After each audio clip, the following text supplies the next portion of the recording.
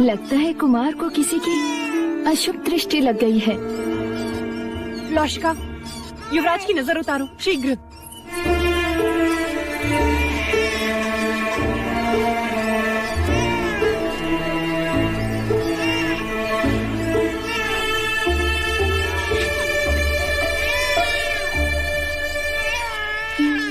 पूर्ण रूप से अपनी माँ पर गए हैं कुमार।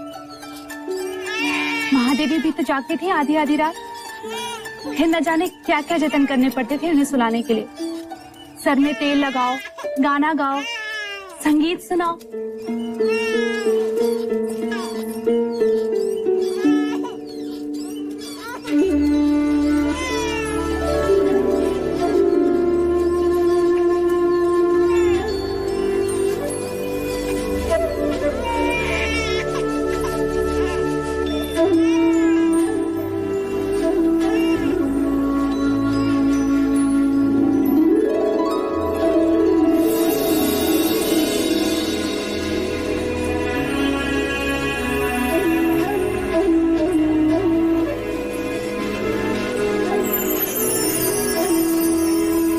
देख तो प्रजापति, तेरी बांसुरी सुनकर कैसे शांत हो गया।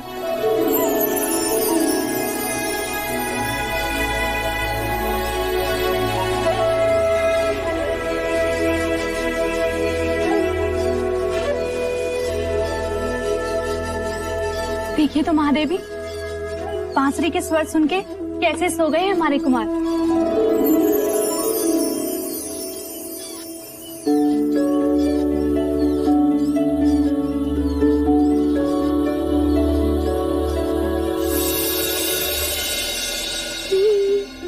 ये क्या कर रही हो मंगला? आर्या, तुम्हारी आंखों को क्या हुआ? क्या हुआ? कुछ भी तो नहीं। अगर कुछ हुआ नहीं है तो फिर देखकर भी पूछ क्यों रहे हो? क्या कर रही हो मंगला? मैं ये पूछ रहा हूँ कि तुम ये दिए क्यों जला रही हो? हाँ, अब ये सही प्रश्न। दिए कब जलाते हैं? जब कोई पर्व होता है।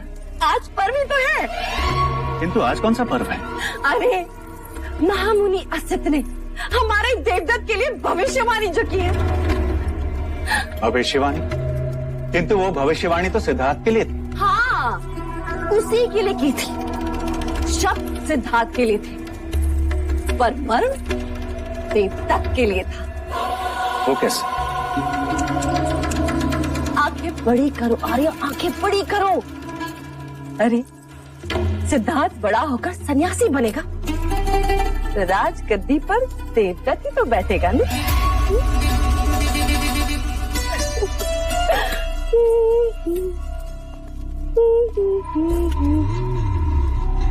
कितनी दूर तक सोच लेती हूँ। मैं कितना भाग्यशाली हूँ कि मुझे तुम जैसी अर्धांगिनी मिली। और मैं कितनी अभागी।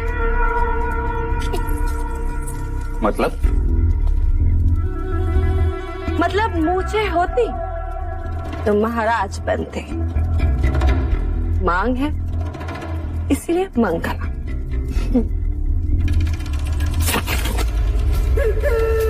और बहुत ही शीघ्र राजमाता देवदत्त कहाँ है? मुराज खेले मेरे साथ, मैं आपको हरा दूंगा। पुत्र, इस समय नहीं, इस समय मैं अकेले रहना चाहता हूँ। नहीं, मैंने बोला आप खेलिए मेरे साथ। कौन है इस समय नहीं? नहीं, आप मेरे साथ अभी खेल। कौन है इस समय नहीं? जाके सो जाओ। देवदत्त उठ, उठ, रोना बंद कर और याद रख, महाराज को अब तेरी कोई आवश्यकता नहीं। इनका अपना पुत्र जाके। मंगला, क्या अनर्थ कह रही हो? सही तो कहा महाराज। दाहिना हाथ हमेशा मुंह की ओर ही जाता है। जब कुमार नहीं थे तब यही देवदत्त था जिसने आपके अकेलेपन को अपने बचपन से भर दिया। क्षमा कीजिएगा महाराज, मेरे देवदत्त ने आपके एकांत को भंग कर दिया। चल देवदत्त,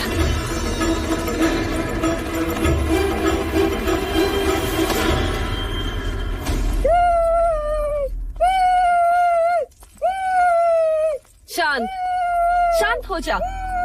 मैंने कहा ना, एकदम चुप चुप हो जा। धीरे धीरे मंगला दीदी, सिद्धार्थ अभी अभी सोया है।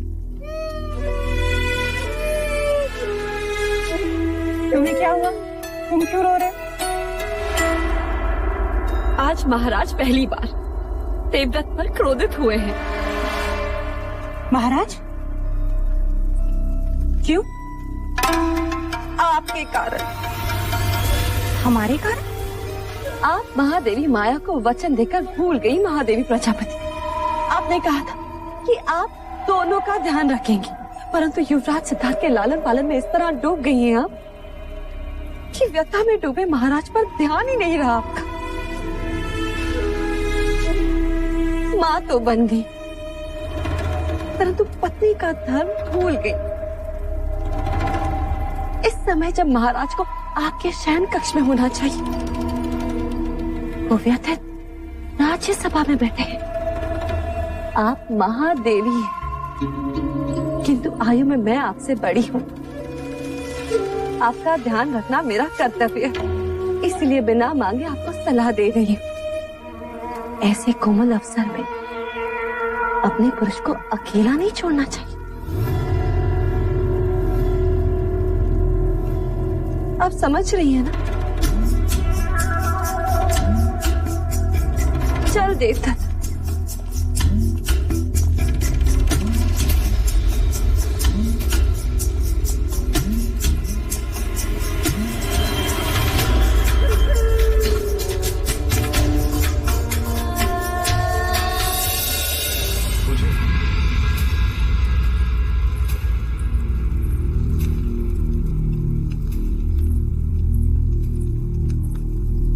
महाराज कहाँ हैं? अभी अभी प्रशिक्षण क्षेत्र की ओर गए हैं महादेवी।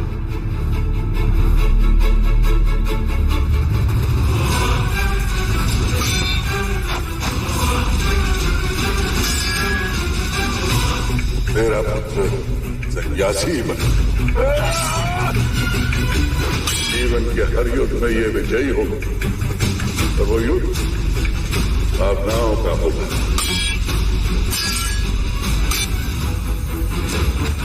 भले इसने तेरे क्षत्रिय कुल में जन्म लिया हो, पर रूप सन्यासी का लेकर आया है। क्षमा महाराज, दोस्त तुम्हारा नहीं, मैं बेध्यान हो गया था।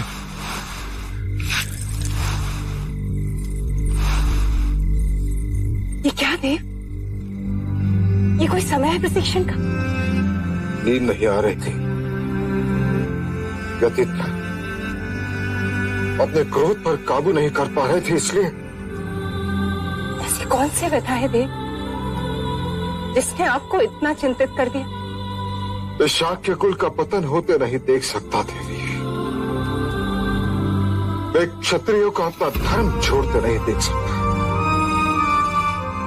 जिन हाथों में मैं तलवार देखना चाहता हूं, उन हाथों में मैं कमंडलू कैसे देखूं?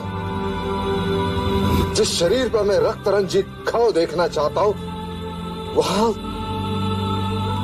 चंदन तिलक कैसे देखूं देवी? कैसे देखूं? आप किसकी बात कर रहे हैं देव? कुमार सिद्धार्थ की,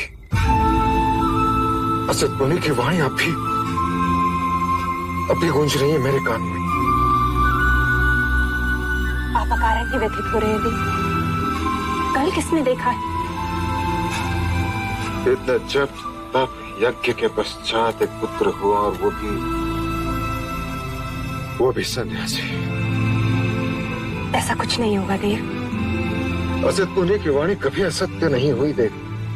किंतु भविष्य के गर्भ में क्या है, यह कोई नहीं जानता। मैं तुमसे पूछता हूं देव, तुम्हें क्या लगता है?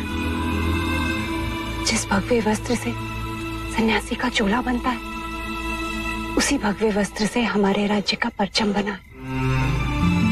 वस्त्र हमारे पास है, और हमें उसका क्या करना है, यह तो हमारे ही हाथों में है ना देव। आप कुलगुरु वाचस्पति से विचार विमर्श करें, तो अवश्य ही कोई मार्ग सुझाएंगे। हाँ देखिए,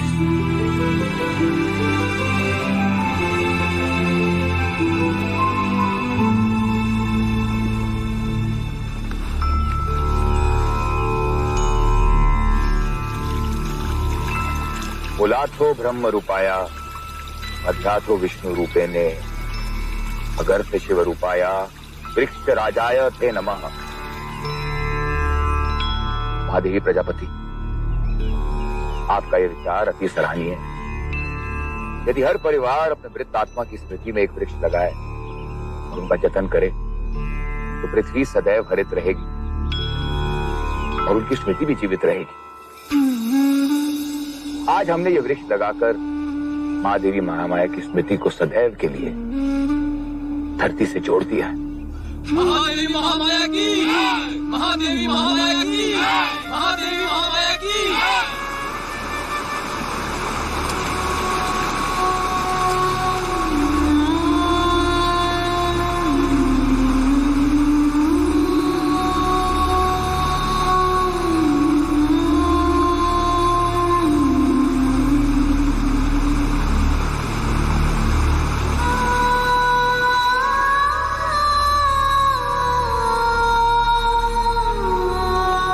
चलिए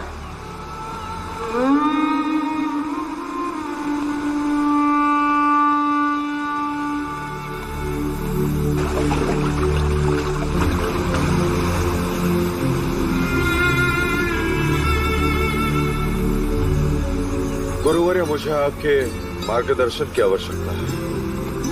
अवश्य राज। आप तो जानते हैं कि असित मुनि ने भविष्यवाणी किया है कि सिद्धार्थ बड़ा होकर सन्यासी बनेगा,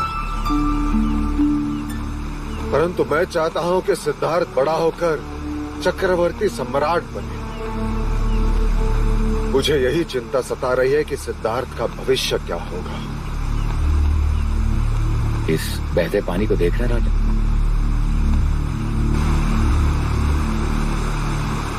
यदि आप इसके प्रवाह को मोड़ना चाहेंगे तो क्या करेंगे राजा? गुरुवर्य, एक गहरी नहर बनानी होगी ताकि पानी उस नहर से बहे। परंतु इसका प्रवाह तो सीधा है। यदि ना मुड़ा तो पानी को रोकना होगा गुरुवर्य। उसके आगे बांध बांधना होगा ताकि पानी का प्रवाह मुड़ जाए।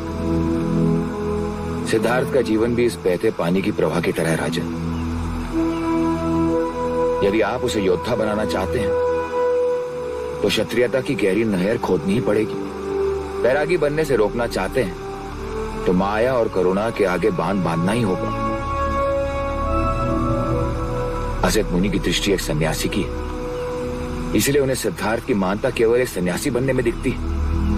परंतु आप क्षत्रिय हैं, इसलिए आपको सिद्धार्थ की महानता एक चक्रवर्ती सम्राट बनने में दिखती है। क्षत्रिय धर्म से सींचोगे तो क्षत्रिय ही बनेगा। शारीरिक बल, शस्त्र संचालन, घुड़सवारी, हाथी प्रशिक्षण की ऐसी शिक्षा दीजिए कि वो योद्धा ही बने राजा। करुणा और माया से उसे सदैव दूर रखना राजा। वो मनुष्य को बैराग की ओर ले जाते हैं।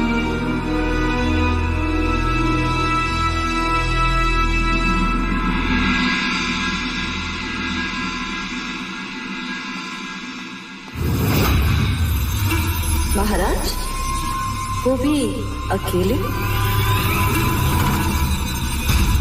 सही अवसर। मंगला, तुम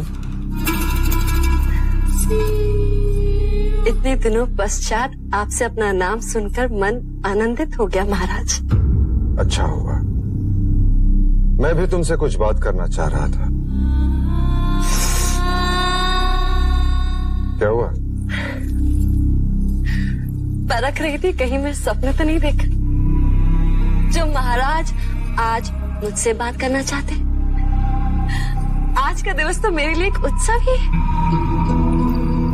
कहिए ना महाराज। अब हम सबको मिलकर युवराज का ध्यान रखना है।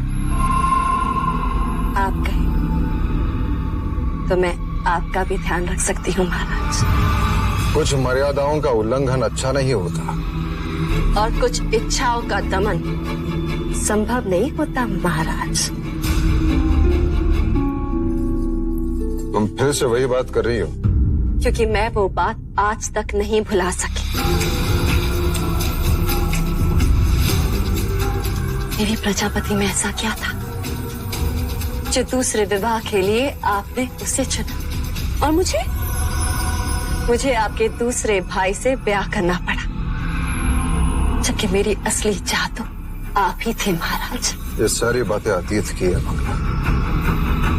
फिर ये बात आज भी मेरे आगे प्रश्न बनकर खड़ी है महाराज। तो आज उस प्रश्न का उत्तर भी सुन लो। दूसरे ब्याह की बात महादेवी महामाया की इच्छा थी और प्रजापति उसकी बहन। उसमें मेरे रुचि या अरुचि का कोई प्रश्न नहीं, और ये बात अब व्यर्थ है, समय का नाश है। सच्चाई के साथ चलेंगे तो सब आनंदित रहेंगे, अन्यथा इतिहास दर्शाता है कि परिवार का कलह महाभारत तक पहुंचा है।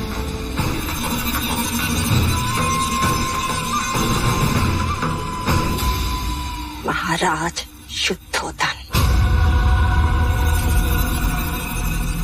पहले मेरी दृष्टि केवल आप पर थी, परंतु अब आपके साम्राज्य पर भी है। कपिलवस्तु की महादेवी नहीं बन सकी, परंतु राजमाता अवश्य बनकर दिखाऊंगी। मैंने युवराज सिद्धार्थ के हाथ में कमंडल ना थमाया ना, तो मंगला को मंगला मत कहना।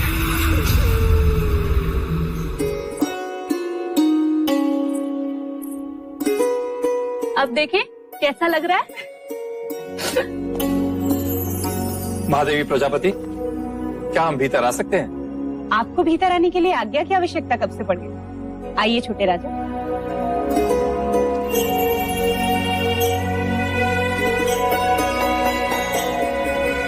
कैसे हो क्षत्रिय?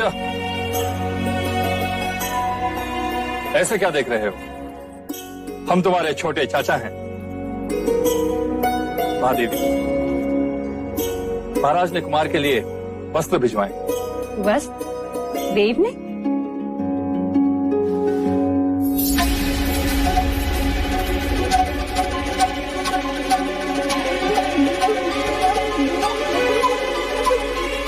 लोहे की चादर? प्रतिरात्र कुमार को यही वस्त्र उड़ाकर सुलाया जाए, यही भाई महाराज का आदेश है। महाराज चाहते हैं कि कुमार अभी से लोहे से खेलें, उसे छुएं, उसे अपना लें, जिससे बड़े होकर उन्हें लोहा भारी न लगे। आपके भाई महाराज इस वक्त हैं कहाँ? पता नहीं महादेवी, किसी गुप्त मंत्रणा के लिए गए।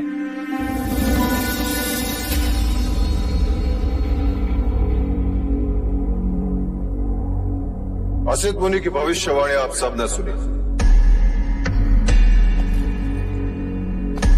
मैं नहीं चाहता कि सिद्धार्थ सन्यासी बने। आप निश्चिंत रहें महाराज, सन्यास तो वन प्रस्थान की आयु में लेते हैं। या तो अति दुखी मनुष्य सन्यास के बारे में सोचता है। दुखों से तो मैं सिद्धार्थ को कोसों दूर रखूंगा। सन्यास लेने के बारे में तो रोगी भी सोच सकते हैं महाराज, और वो भी जो भोग विलास से दूर भागते हैं। अर्थात वो लोग जो दुर्बल हैं।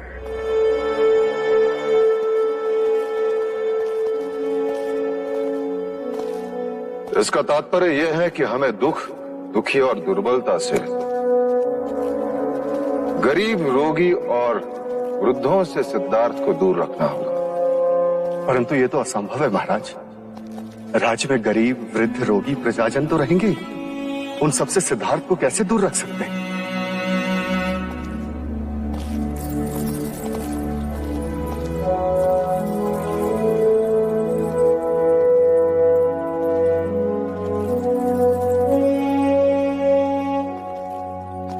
एक उपाय है महाराज। कैसा उपाय सेना?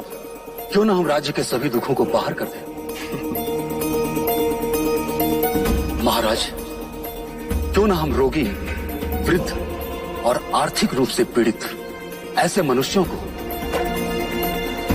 कपिल वस्तु से बाहर फेंक दें। यह संभव है सेनापति सुमन, हम ये नहीं कर सकते। हमारा कर्तव्य प्रजा की सेवा है, उन पर अन्याय करना नहीं। हम उन पर अन्याय नहीं करेंगे, बदले में हम उन्हें उत्तम जीवन देंगे। अर्थात हम उन्हें ऐसी जगह भेजेंगे जहां रोगियों का इलाज होगा, गरीबों को रोटी मिलेगी, वृद्धों को मान सम्मान मिलेगा।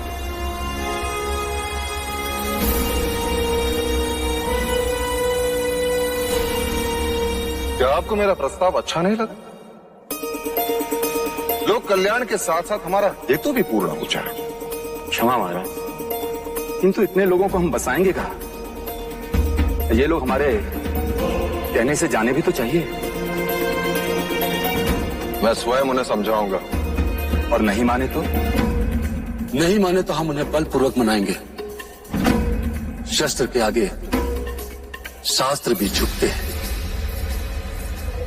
पहाड़ की दूसरी ओर एक आरोग्य धाम, एक नई नगरी का निर्माण करेंगे। लोगों को किसी प्रकार की कोई कमी नहीं होगी। क्षमा करें महाराज, इतना बड़ा निर्णय हम अकेले कैसे ले सकते हैं? हमें शाह की सभा बुलानी होगी। साम दाम दंड भेद, किसी भी प्रकार ये प्रस्ताव पारित होना ही चाहिए। मैं सिद्धार्थ को सन्यासी बनते नहीं देख सकता।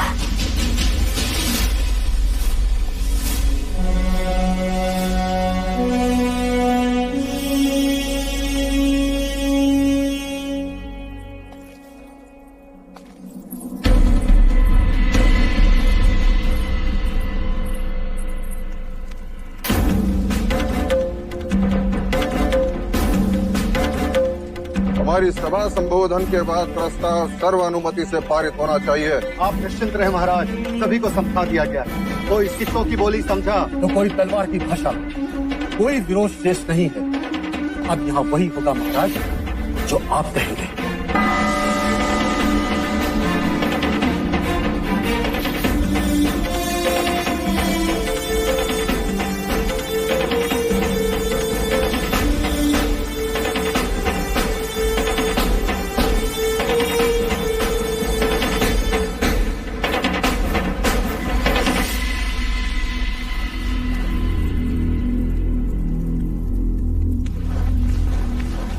आज की तत्काल सभा का तात्पर्य यह है कि मैं कौशल राज और मगध पर आक्रमण करना चाहता हूं।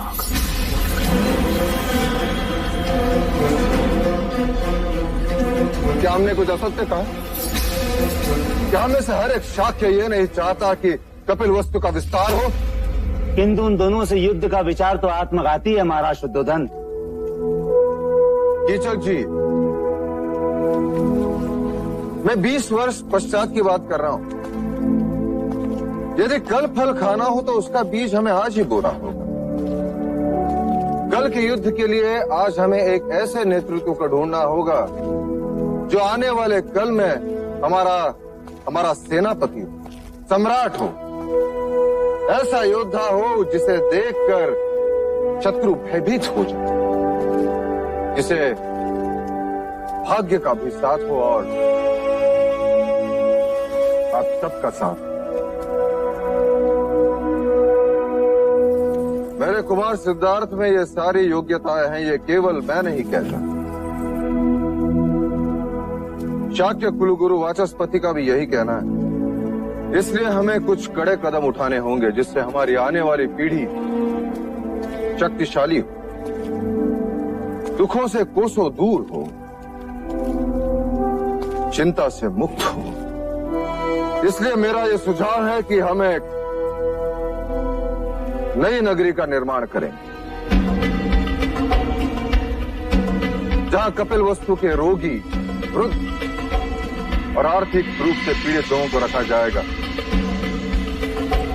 जिससे हमारे युवकों को अपने कर्तव्य से मुक्ति मिले।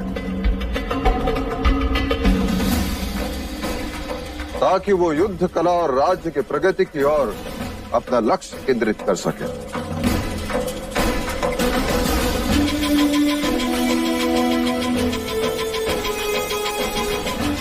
यदि मेरे प्रस्ताव पर किसी का विरोध हो तो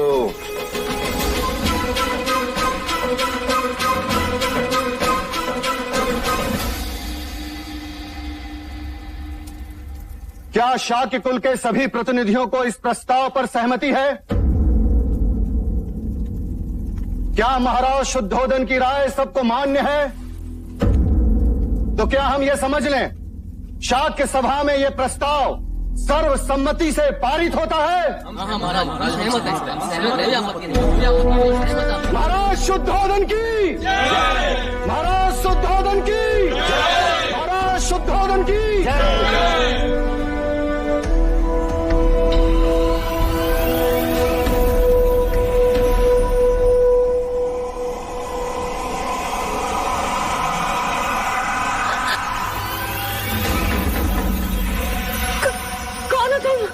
हमारी दादी तंत्र मंत्र जानती है, आपने कहा था ना। लीजिए, इस बादाम को आप अपने पास रखिएगा, देखिएगा आज आपको कोई न कोई शुभ संदेश मिलेगा। हाँ ठीक है, ठीक है, जाओ यहाँ से। शुभ संदेश मिलते ही इसे पानी में बहा दीजिएगा। हाँ ठीक है, जाओ। आओ दादी।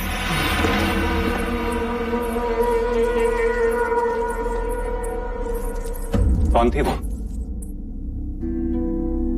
डायन। क्या? क्यों डर गए? कामुका की दादी, तंत्र मंत्र में इनका जोड़ ही नहीं। आप बताएं शाक्य सभा में क्या हुआ? नई नगरी का प्रस्ताव पारित हो गया। नई नगरी? सुनिए सुनिए सुनिए, कपिल वस्तु के सभी प्रजाजनों के हित में महाराज शुद्धोधन ने एक ऐसा निर्णय लिया है जो कभी किसी राजा ने अपनी प्रजा के हित में नहीं लिया। सुनिए सुनिए सुनिए। बात तो भाई महाराज के स्वार्थ की है, किंतु दिखावा परमार्थ का। और ये प्रजा है कि उनको और कुमार सिद्धार्थ को आशीर्वाद दे रही है। नई नगरी? सचमुच? ऐसा परमार्थी राजा ना हमने कभी देखा न सुना। कुमार सिद्धार्थ जुक जुक जिए। ये तो अनर्थ है, प्रजा की आंखों में धूल झोंकने की बात है आर्य। हमें कुछ ऐसा करना होगा जिससे महाराज का मुखौटा उतर जाए, प्रजा को सच्चाई का पता चले, महाराज शुद्धोधन अपमानित हो और कुमार सिद्धार्थ को भी प्रजा अभिशाप माने। किंतु ये कार्य करेगा कौन?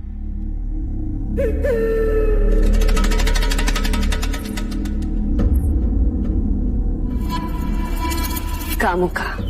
नई नगरी का लाभ लेने के लिए सभी गरीब, वृद्ध और रोगियों को 2 दिन में कपिल वस्तु छोड़कर वहां जाना होगा। ये फैसला जनहित में है, इसलिए महाराज आप सभी से सहयोग चाहते हैं जिससे बल का उपयोग ना करना पड़े। ऐसे कैसे बोल रहे हैं ये लोग? हाँ, ऐसे कैसे कर सकते हैं राजा, बताओ तो।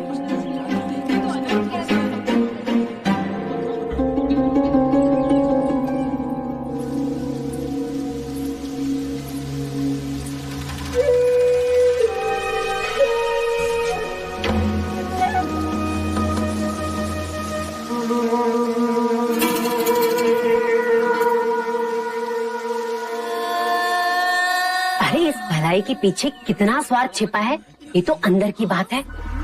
एक बार यहाँ से निकले ना तो मानो पहुंच गए शमशान घाट। अरे उसके बाद तो वापस आने का नाम भी नहीं ले पाओगे तुम लोग। ये सब किसके कारण? कुमार सिद्धार्थ के कारण। कहते हैं उन्हें दुख नहीं दिखना चाहिए वरना कुमार सन्यासी हो जाएंगे। इससे तो अच्छा होता कि कुमार पैदा ही ना होते। महल में दिए जले इसलिए हमारे घर में अंधेरा। अरे कहते हैं बड़ा भाग्यशाली है, जन्म लेते ही माँ को खा गया और अब बड़ा हुआ तो ये कपल वस्तु खाली करवा रहा है।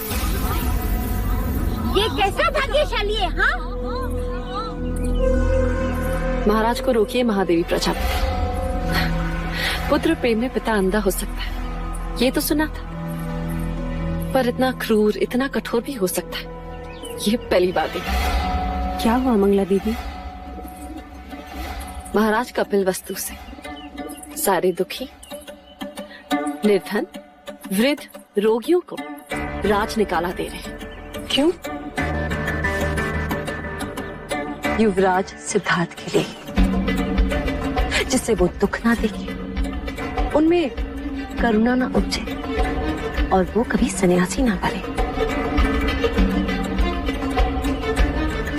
महादेवी माया होती ना तो ऐसा कभी नहीं होने देती।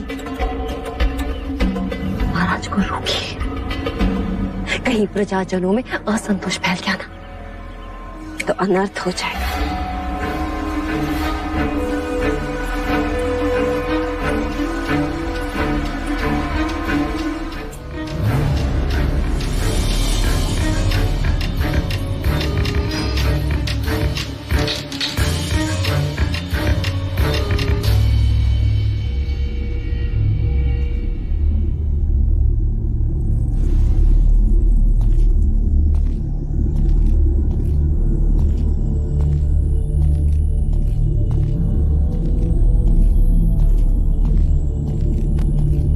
प्रजापति तुम?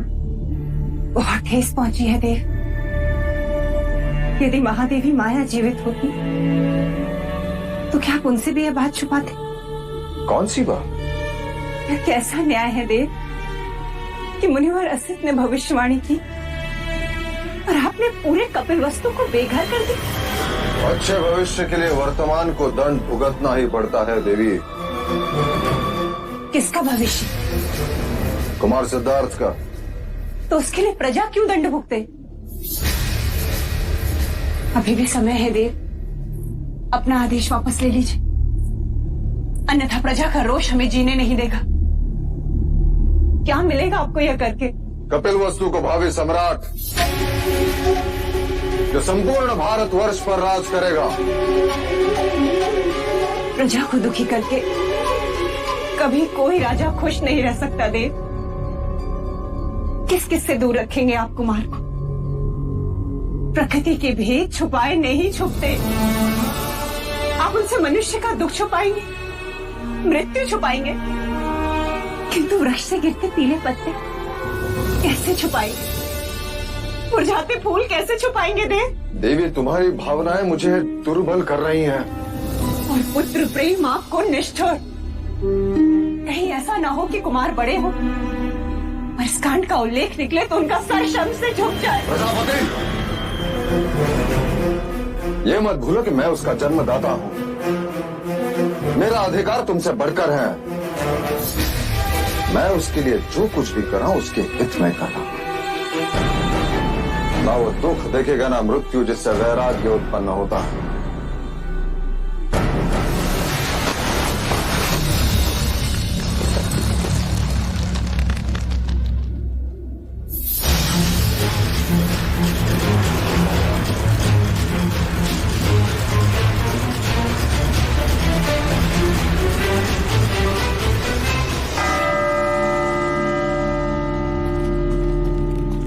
आज के बाद कपिल वस्तु में कोई शमशान घाट नहीं होगा, कहीं धुआं नहीं उठेगा।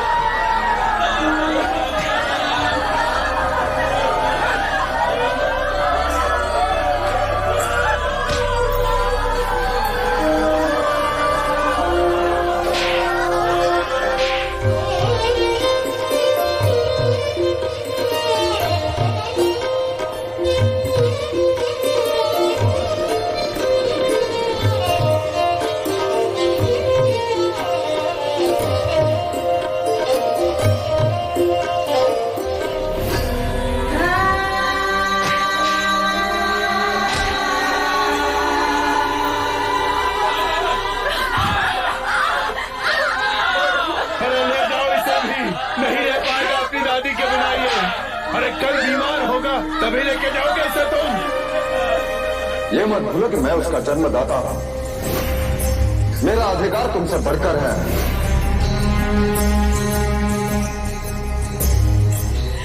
महादेवी, महादेवी ये मनुष्यता नहीं है महादेवी।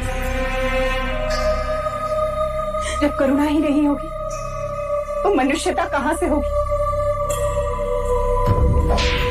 इतना अत्याचार मत करो हम पर, मत लो हमारा अभिशाप। हम पर जो बीती है ना वो एक दिन तुम पर भी बीतेगी, और जिसके लिए तुम हमें बेघर कर रहे हो वही तुम्हें एक दिन त्याग कर चला जाएगा।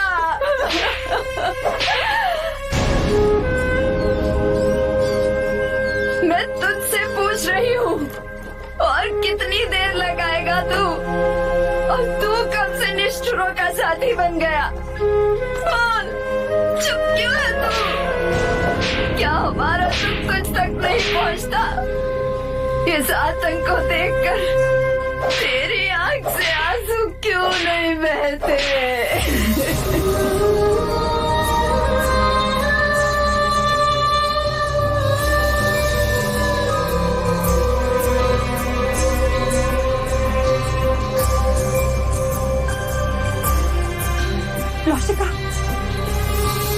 लौशिका देख, सिद्धार्थ के आंसू को रुकने का नाम ही नहीं ले। भाई महाराज, अब इस नगरी में कोई वृद्ध नहीं, कोई रोगी नहीं, कोई दुखी नहीं है देव।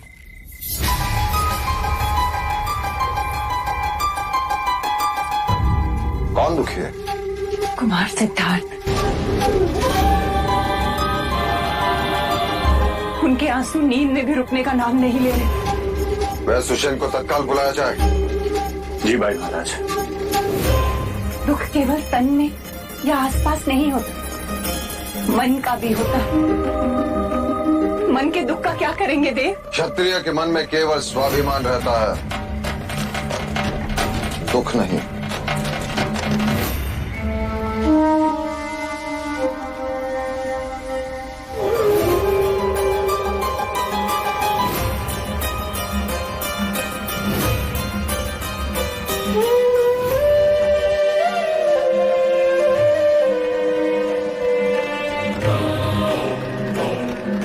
कुमार ने अवश्य कोई डरावना सपना देखा, इसी कारण नींद में आंसू बहे होंगे, और बुखार का कारण भी यही होगा। मैं औषध भिजवा देता हूँ। भिजवाइए नहीं, अंगारी। आज के पश्चात आप परिवार समेत यही राजमहल में रहेंगे। आपका केवल एक ही कर्तव्य होगा कि राजमहल में कोई भी रोगी ना, मानसिक रूप से, शारीरिक रूप से। युवराज को कुछ नहीं होना चाहिए। डर में बीत गए दिन कितने, सन्नाटे में रातें, साम दाम दंड भेद के डंडे करते रहे बस बातें। आंखों में आंसू है भरे, होठों पे लिए मुस्कान, समय बीतता चला गया पर कर गया जग वीरान, कर गया जग वीरान।